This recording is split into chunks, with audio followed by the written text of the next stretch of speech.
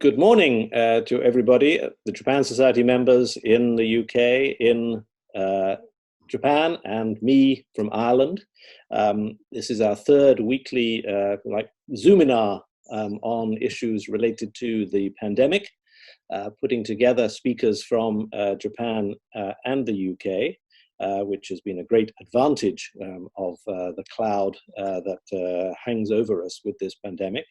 And I'm delighted today to be looking at economics and the political ramifications of that economic situation, together with two old friends, Robbie Feldman in Japan, chief economist for Morgan Stanley ever since 1998, previously there with Salomon Brothers, and before that with the IMF.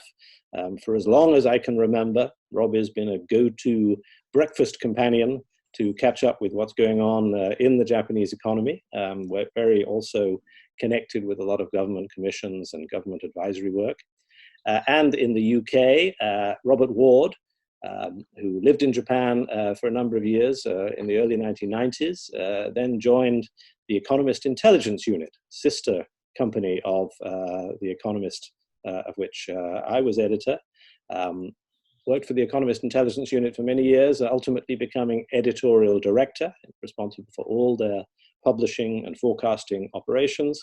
And then late last year, joined the International Institute for Strategic Studies, the defense and security think tank based in London, which among other things organizes the great Shangri-La Dialogue in Singapore every year, regrettably cancelled for 2020, but there'll be a new even a more improved version in 2021, I'm sure.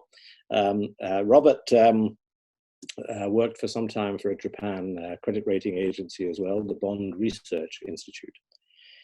This has been an eventful week in economics and the politics of that economics, with oil moving into negative territory, raising questions about whether somebody might break into your car to put petrol into the tank. But nevertheless, oil very, very low, lower than we've seen really since the 1990s in nominal terms, and longer than that in real terms, with governments in Japan and the UK pushing out their income support schemes, with business people in both countries criticizing the governments. Most recently in Japan, Yanai-san of Fast Retailing, I see in this morning's paper. As always, Masayoshi Son of SoftBank, quite critical of the government, a lot of questions about how the lockdown is going to be managed. But also, from a Japanese point of view, we have always questions about what the proximity to Asian markets, the markets that are opening up and doing better, China, South Korea, Southeast Asia, might mean for the Japanese economy. And, as always, proximity to North Korea, a country where this week, from which at least speculation spread that there might be some serious issue with Kim Jong-un's health. And the main piece of news from North Korea is that there's been no news, which has led to increased speculation, of course. In Europe, we have similarly a lot of varied practice about the lockdowns in different countries in Europe, and today we have the European Council, not, of course, involving the United Kingdom, meeting for yet another seemingly crunch meeting to discuss what kind of relief and rescue packages might be agreed between the member states. So, with no further ado, I'm going to hand first to Robbie Feldman in Tokyo to give us his perspective for about 10 minutes, after which Robert, and then we'll be having a discussion, including most notably your questions. The Q&A function this week, we hope, will have an ingredient in it by which you can support other people's questions if they're asking the same thing. So look out for that. But meanwhile, over to you, Robert. Thank you very much, Bill, and thank you for the invitation today, and thank you everyone for joining us.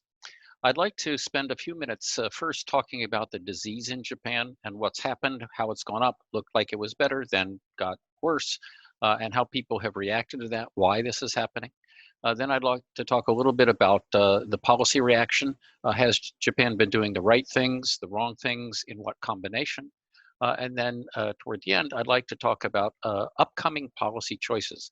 How quickly and how much do we do more fiscal policy, less fiscal policy, things like that. So if I may begin with a sort of a confession, which is in mid-March, the data on total cases in Japan very much seemed to be peaking out.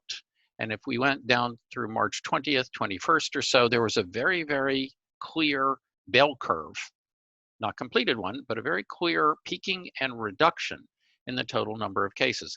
The weekly number of cases at that point was around 300 or so, but it was beginning to come down.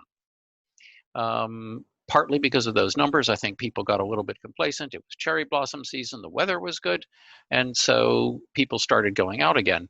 But the point was, at that point, it looked like things were pretty good. So I said, well, if this is really true, and this is in fact a bell curve, it should start coming down within a certain range. Well, within about 3 or 4 days of having published that hypothesis with the test, we blew out of the range. Okay? So this points out a very important thing about the statistics we have on these diseases, which is that the process underneath them is extremely complex. And therefore, not just complex, but very random. And therefore, having a simple model like a bell curve is quite likely to mislead you if you're not very careful about how you interpret the data. Just the other day, we've had some good news from Tokyo, the city or the prefecture of Tokyo. Total number of cases, take a 7-day average, seems to be peaking out and moving down again. Very volatile day to day. So it looks like it's good news. But in light of what happened in March, I think we have to be extremely careful the way we look at data and be very, very sure that we've gotten to the right place before we can make any real conclusions about whether things have gotten better or not. So that's the first thing to note, which is the data are basically not very good to begin with, very hard to interpret, and very, very random in the way they come out. So we have to keep being very careful. So 2 lessons about the data. First of all, take the forecasts from contagion models with a grain of salt. You can trust, but you have to verify, and you have to verify frequently. Secondly, one also must ask about the assumptions underlying forecast. For example, a few weeks ago, there was a forecast from some academics in the University of Washington saying that they expected a certain number of deaths. And then a few weeks later, they cut that down very, very sharply from 200,000 to 60,000 in the US. That's a big difference. But even between, for the lower estimate, if you look at their assumptions, what they were saying was, well, we're assuming that the whole country still has a strict social distancing that they continue until August. So those assumptions are not the sort of assumptions that give you a lot of confidence that even the central case of the forecast is very good, and you have to look at the variance around that. So that's the first thing about forecasts, which is trust but verify, and verify a lot and frequently. Okay, the next thing is back to the economics of this. When are we expecting this problem in Japan to end? Well, what I expect or what someone else expects might or might not be interesting, but we took a little survey the other day Morgan Stanley took a little survey of investors. We had about 58, 60 people on the line, and the results were very interesting. We gave them some choices. Do you expect the Japanese GDP to return to its level from before the crisis broke out by A, second half of 2020, B, first half of 2021, C, second half of 2021, or 2022 or thereafter? Okay. The median forecast was for the second half of next year. Okay. About 30% were during the current year, about 45% first half of next year, a few in the second half, up into 2020. Our house forecast is a little less optimistic than that of the investor community at this point. The reasons are very clear, which is a V-shaped recovery would require a quick return of confidence. And in light of the size of this shock on business confidence, on investor confidence, we think that's a bit unlikely. And secondly, it's also extremely dependent on how quickly new treatment methods and particularly a new vaccine become available. My colleagues at Morgan Stanley in New York are making writing many reports on the matter. Their view is that it will take 12 to 18 months at the earliest before we have a reliable vaccine. And even when we get it for the first time, it's going to be distributed much more heavily, as it should, toward healthcare professionals. So it's going to be a while before we get an effective vaccine against this. What that means is that the social distancing measures will have to continue for a much, much longer time. So on to policy. A few weeks ago, Kevin Rudd, the former Prime Minister of Australia, gave a very nice speech where he's talking about making policy making under great uncertainty. And one of the things that he said I thought was extremely good, which was when there can be a very large loss, it's much better to do too much too early than to do too little too late. And that's exactly the situation we're in now. So has Japan done too much too early or too little too late? Well, it's a little bit of a mixed bag. I think Prime Minister Abe deserves a great deal of credit for a couple things. One is that he announced quite early that the schools should shut down. Okay, now, he didn't have the power to force it, but he expected people to do it, and a very large number did. Majority of the population agreed with him. So he was a little ahead of the game at that point. Another thing he did right was announce a couple weeks ago that in order to control the disease effectively, this was, I think, last week, people would have to reduce their interactions by 80%, 80. I've not heard any other policymaker around the world use that target. But the idea is that people have to stay at home a great deal in order to reduce the degree of contagion. So those are two things he did, I think, quite well. In addition, the governor of Tokyo, Yuriko Koike, did an excellent job in late March when she began to see the data get worse, to come out and make very, very strong statements asking people to stay at home, and she meant business. And that was very effective. We were lucky because there was very cold weather. There were some heavy rainstorms. I can't give Japan full marks on doing too much too early. We have a very big physical package. It's not clear that the money is getting to the right people quickly enough. It's not clear that the emergency declaration, the national emergency declaration, will be in force long enough. They still have it scheduled to be lifted on May 6th. I don't think that's going to happen. But if people still have that horizon, they might not behave the way they would have to in order to hold the disease under control. So there are some issues in how this is being addressed. Moreover, there's an issue in Japan, as elsewhere, with the issue of balancing fiscal support with easing the restrictions on interaction. In the US in particular, there's been a number of states who said, no, we have to ease the restrictions early because the economy is important. I've done a little modeling of this, and my view is that when you have the disease and the economy interacting, if you ease up on the restrictions, that'll make things feel better for a short period, but then the disease just shoots up again, and that hurts the economy. So you're actually going to have a longer and deeper economic problem if you ease those restrictions too early. In Japan, we've had that debate as well. Some of the governors have been quite reluctant, of the prefectures have been quite reluctant to impose restrictions on businesses, because in those particular prefectures, there isn't much of the disease, and it's hard to make a political case for a serious restriction on a social distancing rule when there aren't many cases around people. It's just hard to make that case. So there has been the same tension in Japan as much as in some other countries.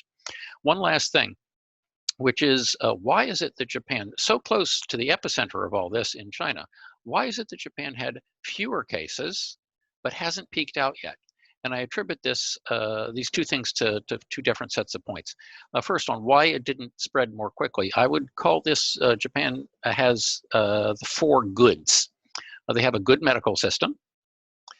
They have a good public health system For example, babies are vaccinated very early on against a number of diseases, and one of those vaccinations may have been helpful in holding coronavirus cases down.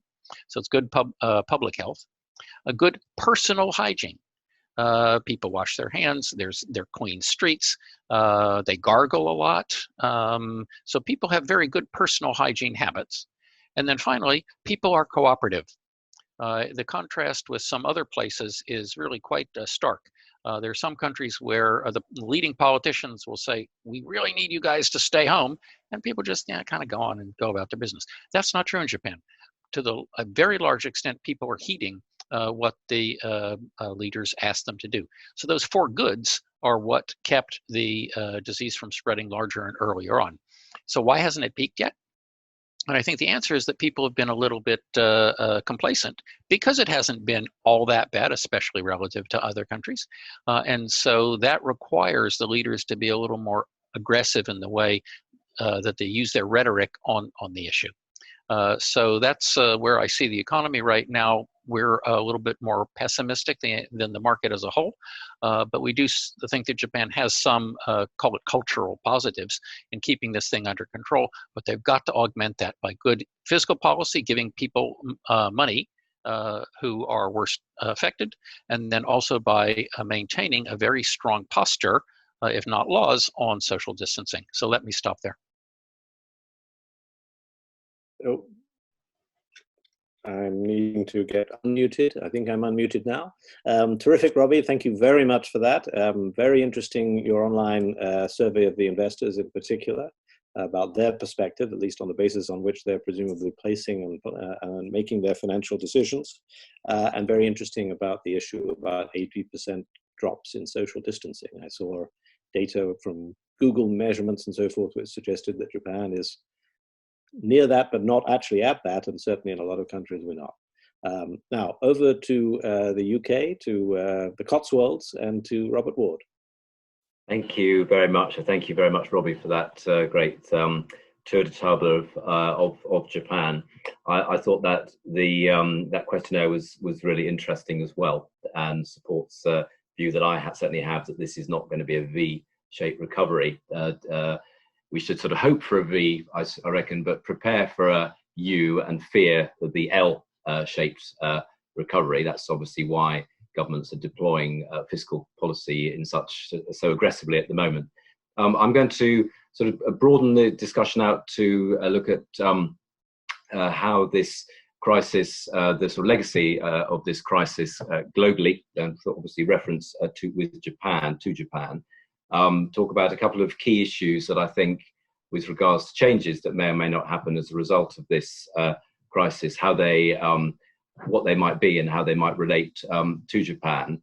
And then I want to sort of finish on a positive note. There are some sort of positives in the world. Life must go on, and there are always silver linings in these clouds. So I want to sort of end my 10 minutes positively. Just about the state of the global economy, so you know where I'm coming from. I had the privilege of leading the Economist Intelligence Unit's forecasts in the 2008-2009 crash, and that was difficult enough. I think I don't envy those that have put numbers to forecasts on this. As Robbie said, you know, trust and verify with forecasts. Forecasts are always difficult at the best of times, but I would advise anyone to take sort of all economic forecasts at the moment, just to look at them as a sort of one possible scenario. This is so unprecedented, the situation that we're in at the moment.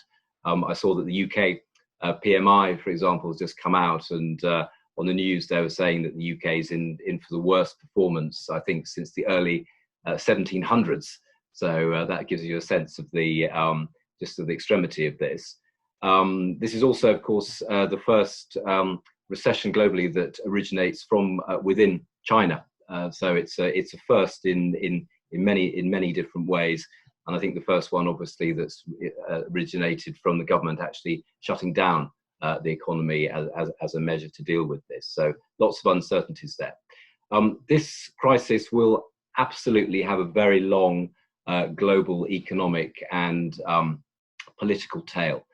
In a sense, we're talking about the next 3-4 quarters, but I think we need to sort of look a bit longer term as well, because I think the shock to systems, to economies, to institutions is already very great and will have a lasting impact. You have to remember, of course, that the world goes into this brutal recession in a weakened state. Global GDP growth last year was quite a lot slower than the previous year. Global trade growth obviously had been hit by the trade war and electronic cycles and so on. So unlike in 2008, 2009, there isn't really much fat on the global economy, much buffer. And we also go into this crisis with fragmented international institutions. As you will remember, Donald Trump is threatening to defund the WHO, WTO in its appellate body crisis, G20, of course, born as a result of 2008-2009 crash, finding it very difficult now to get cohesive voice. And of course, the US, believe it or not, is the chair of the G7 at the moment, but clearly Donald Trump doesn't have much of an interest in pulling the G7 together to get a coordinated, sort of pointed way of dealing with this. So I think we go into this pandemic crisis as a tailwind for the 4 isms: populism, of course, nationalism, authoritarianism, and protectionism. I think the world is worse positioned now to deal with these isms than it would have been in 2008, 2009. In terms of the issues relevant to Japan, one, of course, is China, and Japan is constantly preoccupied with China, both as an important market, of course, but also as its most important security threat. And I've seen a lot of coverage of how this crisis will lead China as the winner, particularly by default almost, because the US has been pretty absent, as I've just noticed. I read a piece by Kishore Mahbubani, I think it was in the Economist, I read that this morning, and of course he with his very strong views about Asia, he was talking this is a win for the sort of regimes that East Asia has. I'm less sure about that, actually. I think that China has a lot of its own internal issues. I think that China will, as a result of this, be focused internally. The government, the Communist Party, has its big anniversary in July next year. Very important that goes well. Lots of fires burning before this, even in Taiwan, for example, Hong Kong as well. Xi Jinping's own political authority, of course, he's sort of bedding that down further. And of course, on the Belt and Road Initiative, a lot of the money that Chinese taxpayers have been lending out will go bad as well. So I think China will be more inward looking. I don't think it has really the wherewithal to push out in the way that some are suggesting in terms of its sort of seizing global leadership. I think it's going to be a destabilizer, though. You look at what it's doing in Southeast Asia, South China Sea as well. I think that is what we need to worry about. So sort of continued destabilizer, but I think it's too early to talk about China winning. The next big issue that Japan has to look at, of course, is the EU, the Eurozone. As Bill said, UK has left, but clearly very much still connected economically and in terms of interest with the Eurozone. Two of the EU's over the last 10 years or so, two of the EU's big 4 freedoms have already been compromised. One, the free movement of capital with the Greek sovereign crisis. Then the EU migrant crisis is sort of casting shadow over the free movement of people. Then you have Brexit, which is casting a shadow over the integrity of the EU project. And now, of course, you have the rekindling of residual financial risk, always there, of course, with Italy. Greece, I think, less of a worry now, but Italy's long been the big worry. And of course, the way that the Italian economy is really suffering at the moment, and the lack of the EU's lack of ability to pull together fiscally, I think turns this into a potential fiscal issue, fiscal crisis for the EU that's open the always present division between the northerners and the southerners. Macron, I think he's right to warn. I mean, he was a little bit hyperbolic perhaps, but I think there's the point he made about this is a real crisis for the EU in terms of cohesion. I think he's absolutely right. Brexit, I think the problems that the UK had with Brexit has sort of calmed Euroscepticism, but the fear must be that the COVID-19 crisis reignites it, particularly with regard to how the countries within the EU interact with each other. And the other big issue I think we must, but all countries need to watch out for, is a rising global unrest. This had been, in a sense, the delayed reaction to the global financial crisis. Political unrest tends to lag behind economic distress, and we saw that happening after the 2008-2009 crisis and the issues that we had in the last few years.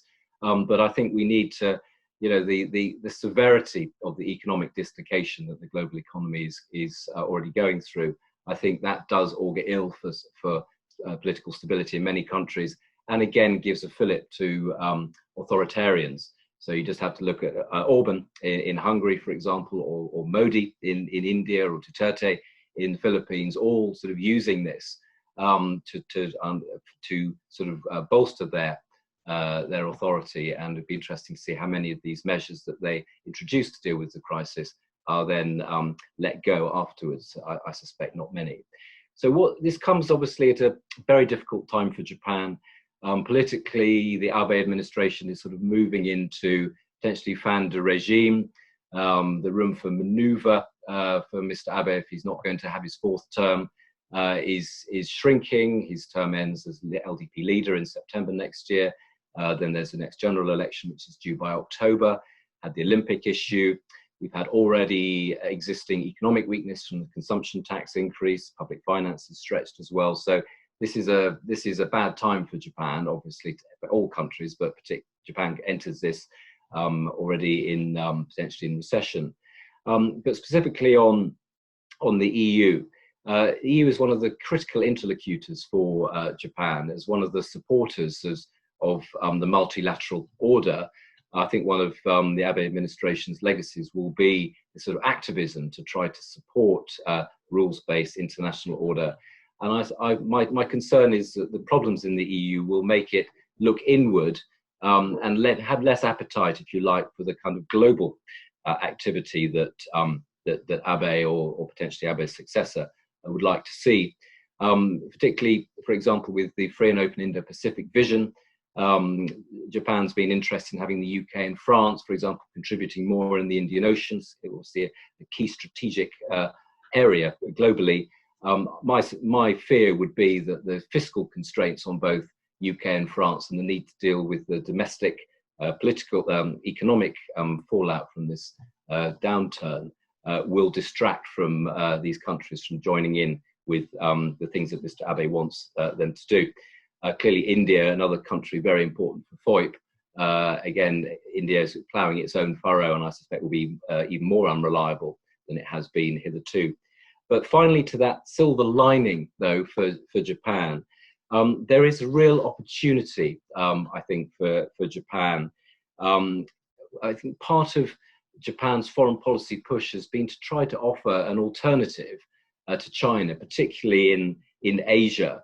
So the future doesn't necessarily have to be about China. So all of Japan's sort of activity in ASEAN, which is very long-standing, and elsewhere, is about giving the smaller countries that alternative. And my sense is that these countries still are very much in the market for an alternative to China. That Japan's voice, I think, political voice, economic strength, is actually more needed, particularly in Asia, but not just there, than it has been before. China is still has, I think, quite a lot of distrust in the region as to China's intentions, and obviously the legacy of this will colour that further. I thought it was very interesting, I think mid-April, where there was the ASEAN +3 get-together. I think at Vietnam asked for that. And Japan proposed this ASEAN Center for Emerging Diseases and Public Health Emergencies. So, you can see already that Japan, I think, is thinking about how it can support institutions and economies and political systems as a result of after this. And I think that provided Japan can maintain its focus, and provided that Abe's successor has that similar sort of internationalist view, I think the opportunity for Japan, and the need, in fact, for Japan to be that sort of pulling together multilateral actor is going to be stronger than it ever has been. And with that, I will pass back to, on that positive note, pass back to Bill. Thank you very much. I think I am unmuted. Delightful global reach, and I think particularly welcome to remind us that we should be thinking about both the economic and the political ramifications of this over the long term. It's true that time seems to have stopped for us all, that we've been locked down or dealing with this crisis for not much more than a month, and that seems to have been lasting years. But nevertheless, actually, a lot of the important effects will happen, as Robert says, in 2021 and 2022, and as really was the case after the 2008 financial crisis. The Euro sovereign debt crisis didn't really start to take hold until 2010, 2011, we should remember. So we have to think about this in the very long term. I encourage members of the audience, about 100 of you, to send in questions using the Q&A function at the bottom of your screens. I'm, however, going to kick off with a couple of questions. The first, to both of you, focus on the oil price. Admittedly, when we are all shut down and in hibernation, perhaps the price of oil is to some degree neither here nor there, but I wonder if you could give your thoughts on what really are the political and economic effects of, let's call it $10 a barrel oil. It fluctuates around that number every moment, but let's call it that. How do you see it for both of your perspectives? And secondly, I'm going to look at the Asian economies, whether they're going to lead the recovery. Robbie Feldman, what do you think about $10 a barrel oil? Thanks. We've seen $10 a barrel oil before. I think it was 20 some years ago. But what's very different this time is that the good things about lower oil prices, that is the stimulus to demand, is cut off by the fact that we can't move around very much. Yeah. The bad things about $10 oil, the immediate difficulty that major oil producers will feel in terms of income, et cetera, those are just as serious as they used to be. In fact, they're compounded by the demand side restrictions. So that, if anything, would be a major fiscal challenge to some of the countries that are heavily dependent on revenue from oil, countries like Russia or Saudi Arabia or others. So I think that's one very important thing to think about. But there's one other, I think, that's still not widely discussed quite yet, which is what is the impact of this major change in the oil market on the prospects for renewable energy? This really has a great deal to do with how energy companies respond to the lower oil prices. As you know, investing in new fossil fuel production has a very long lead time. It's subject to a great deal of uncertainty, and the rates of return tend not to be all that terribly high. So you have medium rates of return with high variability. In contrast, given the huge improvement in the efficiency of renewable energy sources just in the last 10 years, for example, the average cost of new solar power is now down below the average cost of new natural gas power, quite low. So that issue is there for the energy companies as well. Why would you want to invest in a medium return, high volatility asset when you have a high return, low volatility asset instead? Okay, that is the renewables. That said, there are issues of the current capital stock, the distribution channels, all sorts of things make this a very, very difficult debate. It hasn't come out much in public, but my understanding is that the people who are running the big energy companies are really at sixes and sevens over what to do about this. Most of them see that the future is renewable. That's not really a matter of a lot of discussion these days. The question is, how fast do you want to go there, and will this crisis accelerate that transition? Terrific. So Robert, I'm going to supplement the question because Yuichiro Nakajima, our Japan Society board member, who is also an investment banker in London, has really almost asked the same question. What are your views on how Russia is affected? What impact will their political maneuvering, but I'd say also economic condition, have on Japan? But anyway, that just lobs it into the $10 a barrel oil. When it was last $10 a barrel, Russia defaulted on its sovereign debt. So, I mean, this because all of these things that are happening all have a sort of ricochet into lots of different areas. And in Russia's case, of course, there's the big 2024 question about Putin, and this comes at a very, very bad time for Putin. I think he's one of the big losers from this. The shenanigans we had with the breaking of the OPEC+1 agreement. Russia's economy, already pretty weak, actually, suffers from lack of innovation ability, poor business environment, dependent on commodities, as we know. So again, already a very weak economy, doubly hit by the fall in the oil price, and all of Putin's plans to sort of engineer this sort of smooth glide into the past 2024. I think it complicates those. So for Putin, I think there's quite a lot of political thinking to go to be done there. Also, I think the stresses in the Gulf economies, oil producers, particularly though the Gulf, a lot of these countries are quite fiscally constrained. Saudi Arabia obviously has quite enormous foreign exchange reserves, has resources to draw on, but nevertheless has got fiscal deficits and other issues to worry about. Will need to issue more debt, I suspect. The smaller Gulf states, Oman, Bahrain, and so on, have big current account deficits and fiscal deficits as well. So there's a lot of sort of policy stress in some of these weaker economies. And in the Gulf, all of these Gulf states, quite reasonably, are trying to diversify away from oil. But the stresses on the cash that they have and the ability to manage the economy. My concern would be that this is going to deflect attention from the sort of pushing ahead with these reform programs, these diversification reform programs, and delay their ability to diversify away from oil. So yes, big issues. And if you look at other countries, weak countries like Nigeria, for example, already in recession again, or very, very weak, this is sort of more bad news for them too. So geopolitically very important. Great. I noticed, by the way, that the Ritz Hotel in London, in Mayfair, is now been bought by a Qatari. So he not only has falling revenues, but also a non-performing asset currently, I would imagine. I will read out a question from Michael McClay, who has his business intelligence or risk consultancy, Montrose Associates. The US appears likely to encourage a conscious policy of decoupling from supply chains involving China, even with a President Biden. How far down that line would our speakers anticipate Japan, the UK, and the EU going? Why don't you start with that, Robert Ward, and then we'll move to Tokyo and see how Japanese companies are thinking about it.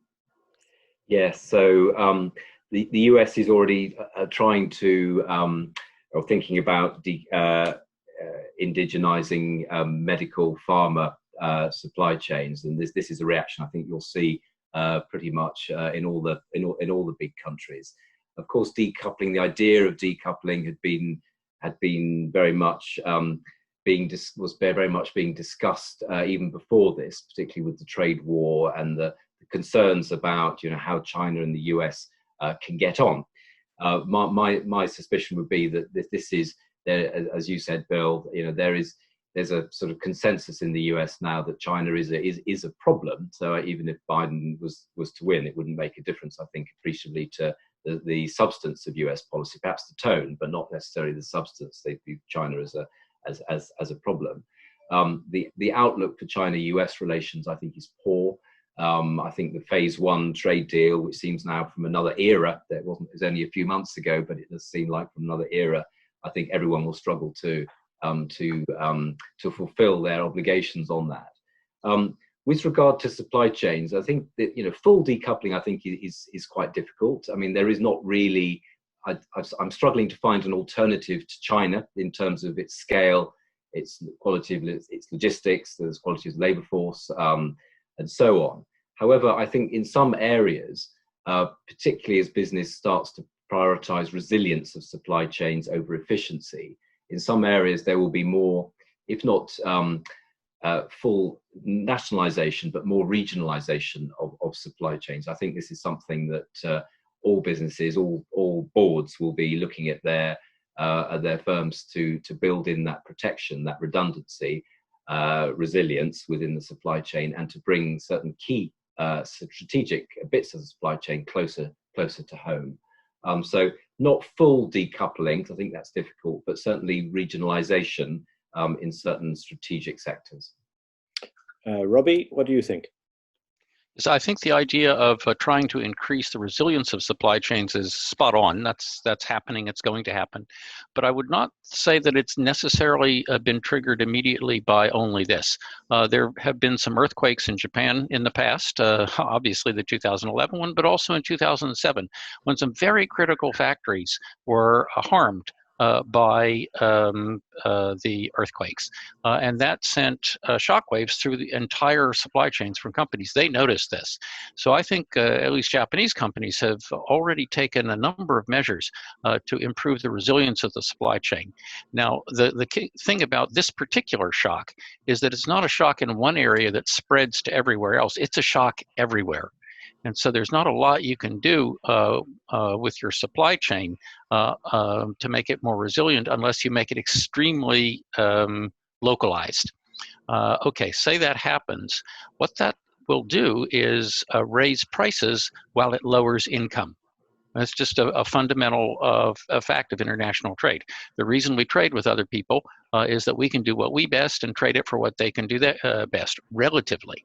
When that becomes impossible for whatever reason on the shock, then a lot of people who aren't very good at doing things have to start doing them, and they're not as good at it as some other people.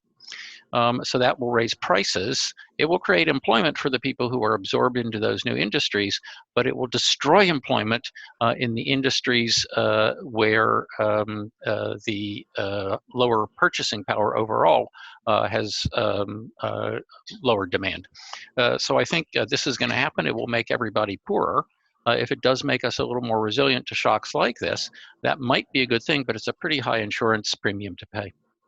Just want, Bill, can I just, as a coda to that, I thought very interesting within the Abe stimulus package, there was that $2.5 billion allocated to helping Japan's companies diversify out of China, out of the Chinese supply chains. That was an interesting move.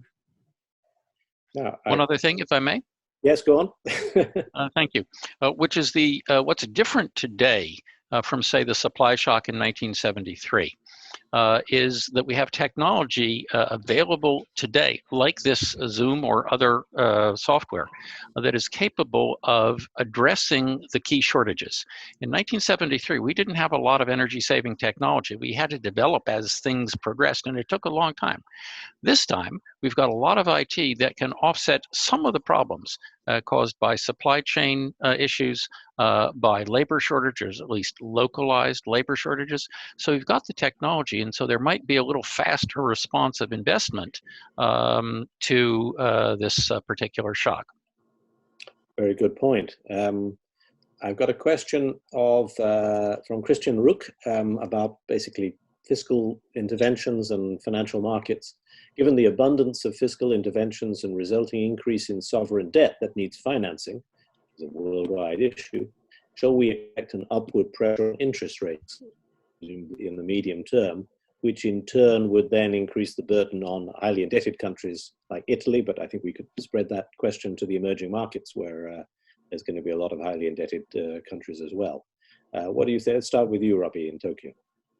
Thanks very much. I think for the moment, the central banks will buy all of the debt. So that would obviate the need for interest rate increases. The question comes, say, when we get a new vaccine, when the central banks don't have to do quite so much. How quickly can they withdraw that stimulus? People will have a lot of money sitting in their pockets.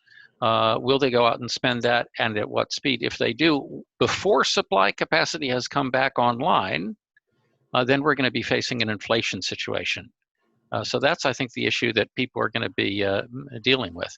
There's also the issue of what is now a liquidity problem, causing solvency problems over time. And of course, central banks will have to deal with it.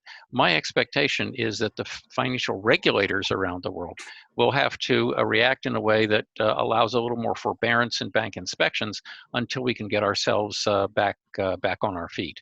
So I think, yes, there will be an issue with indebtedness and with interest rates, but it will only become clear once we get to the point where the economies are recovering. Another important point on that is if by that time we have technological progress, implemented technological progress that is fast enough, that might offset some of the upward pressure on prices as well, which would, of course, also offset some of the upward pressure on interest rates. So I think we're just going to have to sort of play the current as it comes, so to speak. And Robert, so John Nash has added a question, or really it's a question that's related. What role will the IMF play in the world economic difficulty? Which is, I suppose to say, I take Robbie's point about the medium term, that this is the kind of a nice problem to have because we've got an economic recovery, but does that apply to emerging economies as well? So the Italy, Japan examples are interesting because Italy ran, as you will know, Bill, because your Italian expertise, ran up its debt, I think, in the 1980s, and then got very, very high. And Italy's really struggled to reduce that debt, even though it didn't have the great lending bubble that the rest of us did in the early 2000s and so on. But its debt is, the economy, to me, seems to be sort of directed at trying to manage this very high level of debt, rate of indebtedness, but can't grow fast enough to get the debt down. So it's about 130% of GDP.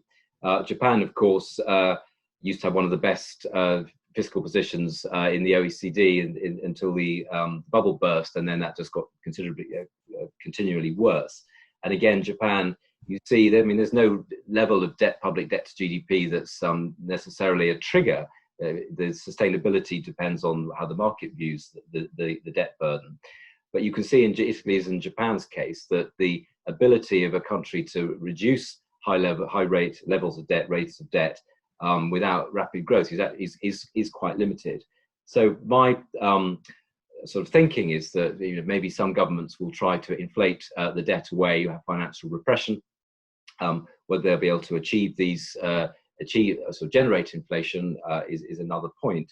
But there will be some need to try to get this indebtedness down as we move out of this. Because if you think about the US public debt to GDP ratio, it doubled basically between before the financial crash and after. So it doesn't take much to boost debt levels. So this will be a huge, I think the discussion about sorting out the public finances will absorb institutional, political strength. There'll be discussion about taxes, how you raise them, how you view inflation as a central bank, and so on. So a lot of sort of intellectual policy debate to come on that. The question from John Nash on IMF's role is interesting because it wasn't that long ago, that the articles were being written on, what is the role of the IMF, because the world is doing so well. I think in the 2000s there were quite a few articles about that. However, this crisis, particularly with the emerging markets, particularly those in Africa, for example, I think brings the multilateral institutions right back to sort of central focus. And one interesting thing to watch, I think, is the relation between what IMF, World Bank, and so on, and the Chinese lenders. A lot of these African countries have borrowed. They're not being transparent about how much they borrowed, but they do need help. The IMF is there. There's sort of debt forgiveness, debt relief being discussed. But I think the sort of tension between the traditional multilateral lenders and China, for example, I think that's going to be something that is worth watching.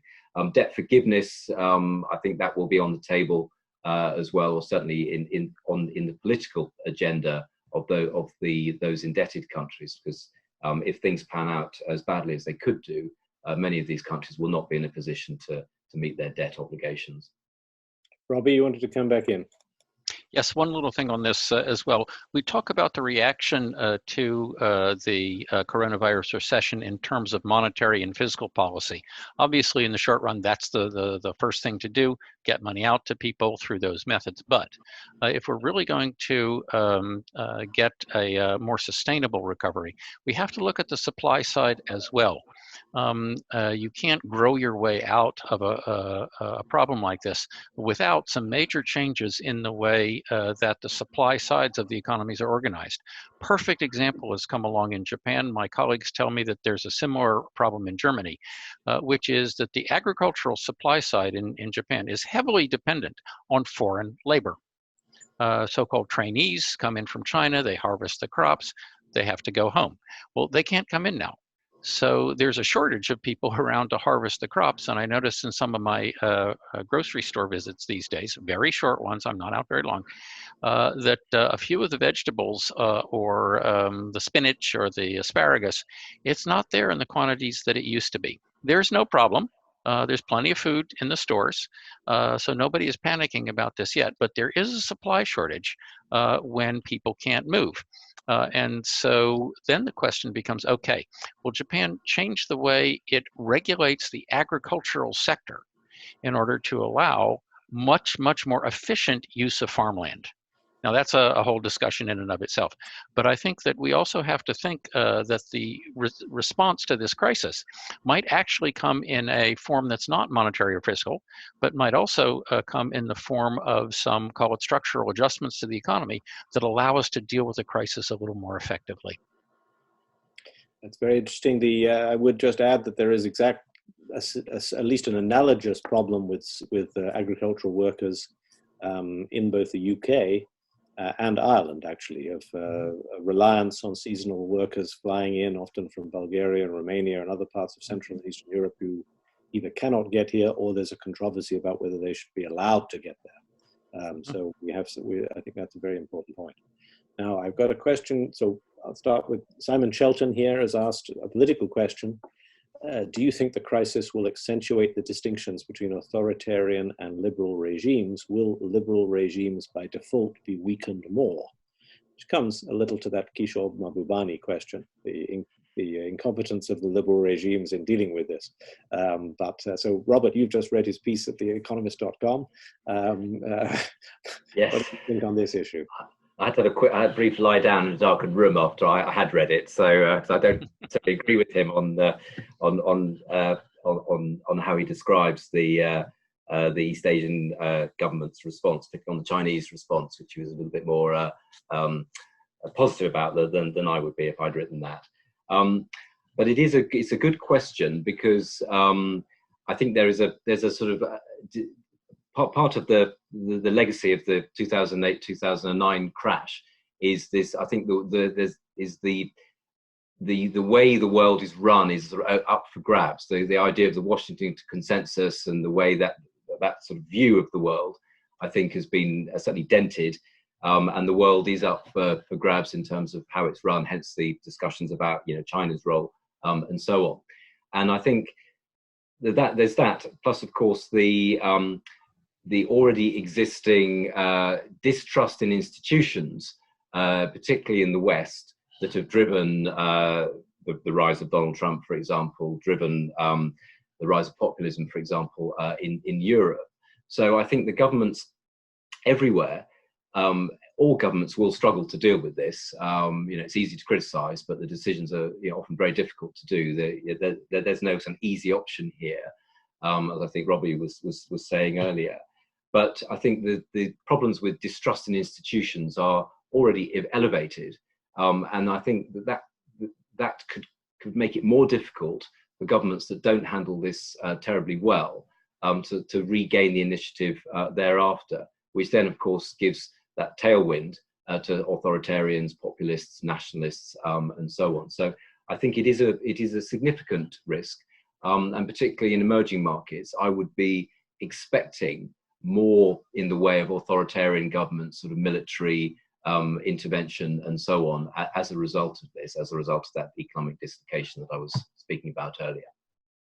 Robbie, what do you think? And I'm going to add a question to it so that you can take an authoritarian liberal question, but also a question from Jessica Yang saying, is there going to be more protectionism after this, particularly affecting EU Japan and UK Japan? But authoritarian liberal, trade protectionism. Yeah, very good. Thanks very much. On the authoritarian versus liberal issue, I don't think that authoritarian regimes have exactly covered themselves in glory in this. I mean, after all, part of the reason that this problem emerged as viciously as it did in China was the fact that under an authoritarian regime, nobody wanted to tell the truth.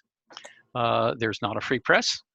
The messages did not get up the line as they should have. Even in Chinese regulations, those cases should have been reported immediately to Beijing, but they were not because people didn't want to take any chances with their political careers.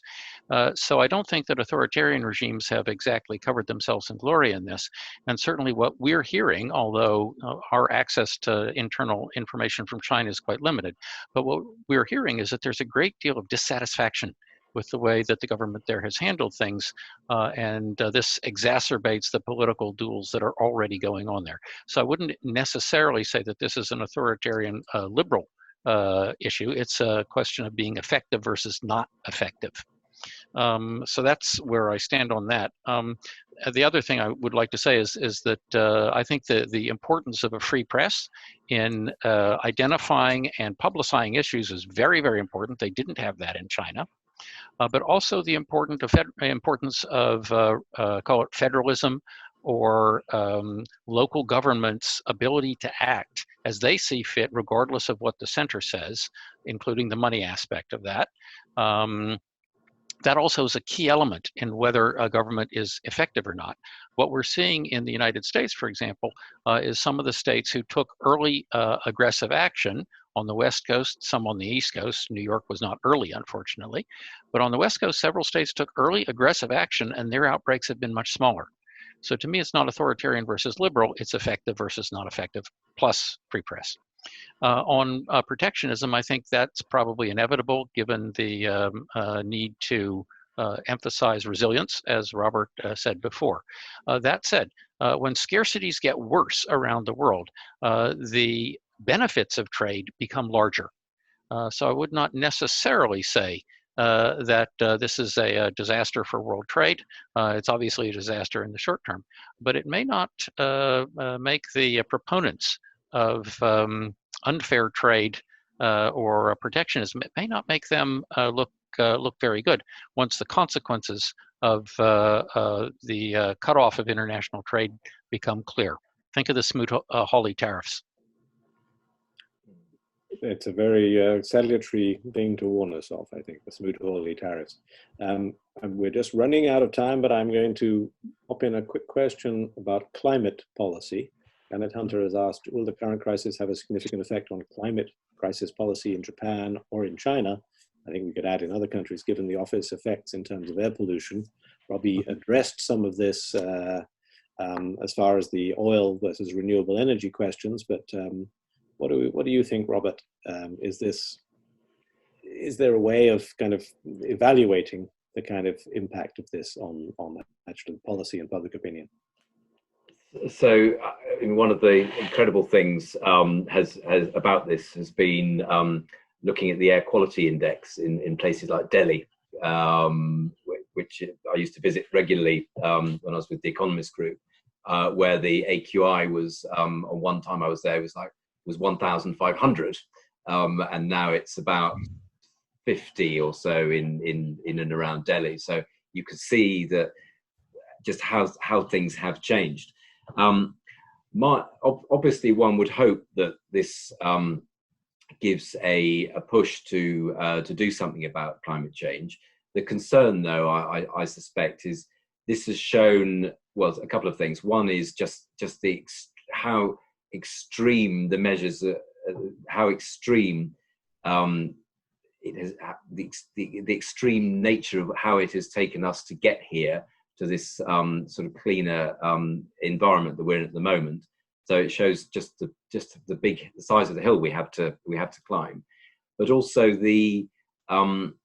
again, the focus, I think, of governments is everywhere for the short term anyway, is going to be very much on getting economies up and running, on dealing with the fiscal legacy, working how policy should be, keeping people paid in employment, reducing unemployment.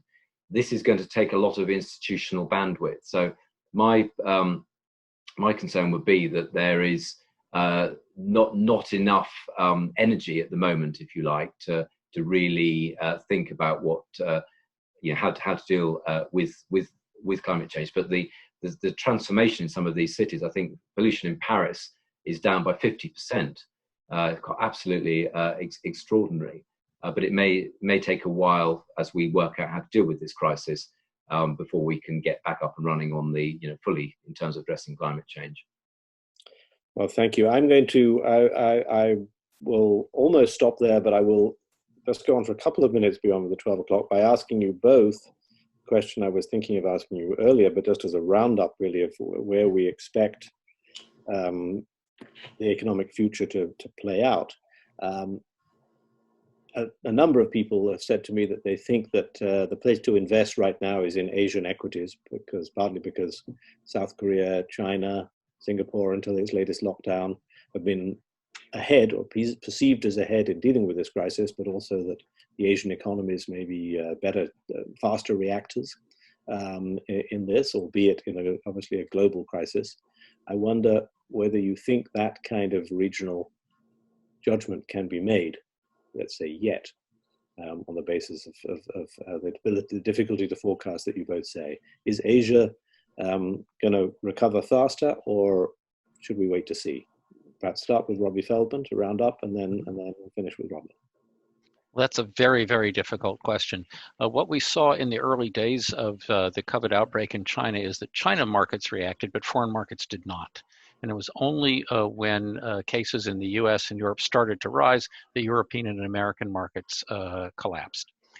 Then, when we saw measures taken by primarily monetary, but then fiscal policy come in, and now that we've seen the beginnings, at least, of some easing up of the data on the disease in Italy, a bit in New York, et cetera. We've also seen a little more thought by market participants. They have the room to think a little more longer term, which is, I think, one of the reasons why European American markets have begun to recover a bit. But I would warn that there are second waves. A lot of people are talking about second waves, not just in Asia, but in other countries as well. And so I think we're going to have to look at the specific situations in specific countries and keep a very close eye on earnings. That's a very company by company thing. And also on the issues of cash adequacy for different companies. So I don't think you can make a blanket statement about regions. I think you have to look company by company. Very good. Robert? So that's a very difficult question to ask a macroeconomist, because we always get equities wrong, completely wrong, because we look at slightly different things. So I will, if I may, open it rather than just to Asia, think about how you might want to view investments just intellectually. And there's two things I think that I would be looking at. One is, do you subscribe to the idea that inflation is coming back as a way of dealing with the fiscal overhang that we'll have, and that obviously will influence your investment decisions. And the other one is, which we talked about, but I think is going to be the other elephant in the room. Governments are hugely involved in economies now. It's sort of back to the 70s in some respects, and governments don't have exit strategies for this. And how does government activity, involvement, ownership, how does that impact the sort of the business environment, competitive environment, and so on? So I expect you're going to have to also have a view about what the business landscape looks like with the government's sort of big hand all over it. Those would be the two things I would look at as a macro economist, equity neophyte. Excellent. Well, I'm going to thank both Robert Ward and Robert Feldman very warmly for taking part in this very, very stimulating and informative discussion. It is a case of navigating through a period of radical uncertainty. So we absolutely have to bear that in mind. But I think you've been very, very helpful in directing us to about what to think about and what to look for in particular, both in the world and in both of our regions and our countries rather. I thank our questioners, our attendees for coming to this Zoominar. I apologize to the two questions, one about Taiwan and the other about the UK being able to rebalance its trading relationships, that I didn't get to, but I absolutely confirm that I've written them down, and I will make sure that they are answered in future discussions. We are reconvening this time next week with two political journalists, Tsutomu Ishiai from the Asahi Shimbun, Senior Managing Director, Editor or Deputy Managing Editor at the Asahi Shimbun, former London correspondent, and John Peet, Political Editor, Brexit Editor at The Economist, to discuss the politics of the situation in our two countries.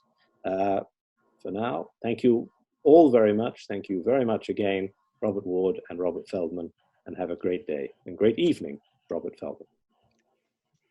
Thanks a lot. Goodbye.